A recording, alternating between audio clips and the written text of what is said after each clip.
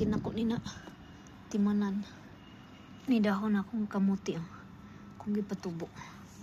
Kani ako nang gitransplant kani tubo naman eh. Kani harvest na ko kadaghanan eh. Gipalit na kong 5 reals na isa ka pungpong sa ShopRite. Kana po na ko naka-harvest ani bisig kanirang duha. Naguwang na dali na kay ni guwang. Hangdan na sa anak kay manahon man. Ni ako ang gipagkatay-katay dito. Ang gitanong. May watermelon na basin daig mo bunga ni siya di. Napoy kapayas ni turok ba sa langgam siguro ni.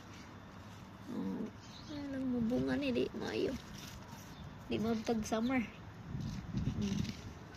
Muna taon ni nabilin sa kong nangamatay man ako mga lubira. Pasagdan ako sa summer. Nahurot.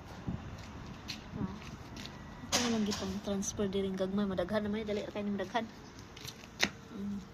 Mga tinanong-tanong na ko. Ikan dito. Kanang palit kong dahon sibuyas. Na akong kuha ng putol. Ni dahon na. Napa ay. Kanang na ay mga gamot pa. Mga gamot ni. Dahon akong gigamit na pa ay. Buhi na. So, mga bagong tinanong. Tapos, kani itong naging adlaw akong para dahon, para sa lasa. Kaya nangahurot man akong tatambal sa ubo. Nangayo ko dito sa bila 4. Kung oregano diri daghang kayo sa una. Paman diri hurot no mo hurot sa kuan summer. Ako na lang gipang ibot kay piltig kainit sa summer na hurot. Tanom na lang ko balik. Kay tambal ni sa ubo. Kung gikuan tanom.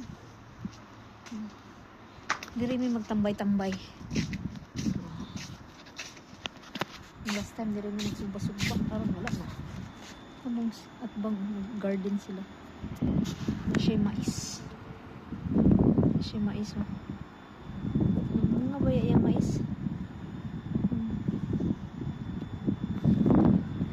Kamunggay dito ay. Akong iupawan para manahon.